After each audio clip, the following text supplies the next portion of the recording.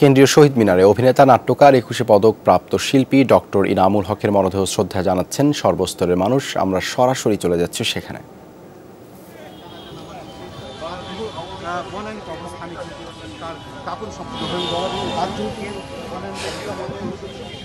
বাংলাদেশের গুণীজন নাট্যজন শিক্ষক ডক্টর ইনামুল হক, তিনি ৭৮ বছর বয়সে গতকাল তিনি শেষ নিঃশ্বাস ত্যাগ করেন বেলি রোডের বাসায়। গতকাল রাতে বেলি রোডের বাসায় তার প্রথম জানাজা অনুষ্ঠিত হয়। তারপরে তার মরদেহ হিমঘরে রাখা হয়। আজকে ১১টার সময় তার মরদেহ কেন্দ্রীয় শহীদ মিনারে নিয়ে আসা হয়।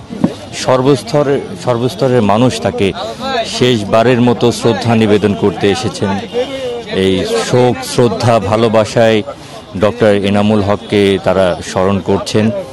যে মানুষটি একজন শব্দ সৈনিক ছিলেন, রণাঙ্গনে যিনি একজন মুক্তিযোদ্ধা হিসেবে তিনি সাহসী ভূমিকা রেখেছেন।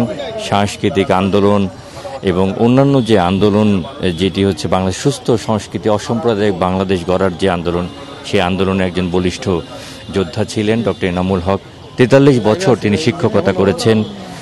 তার প্রতি শ্রদ্ধার অর্ঘ্য নিবেদন করছেন বিভিন্ন সামাজিক সাংস্কৃতিক সংগঠনের নেতাকর্মীরা, তার প্রতি শ্রদ্ধা নিবেদন করছেন। তার দীর্ঘদিনের সহকর্মী তারা শ্রদ্ধা নিবেদন করছেন এবং তারা গভীর শ্রদ্ধায় তাকে স্মরণ করছেন। তার সহকর্মী আবুল হায়াত, তিনিও বাংলাদেশের খ্যাতিমান অভিনেতা। তিনি কিছুক্ষণ আগে শ্রদ্ধা নিবেদন করতে গিয়ে কান্নায় ভেঙে পড়েন। এখান থেকে মরদেহ।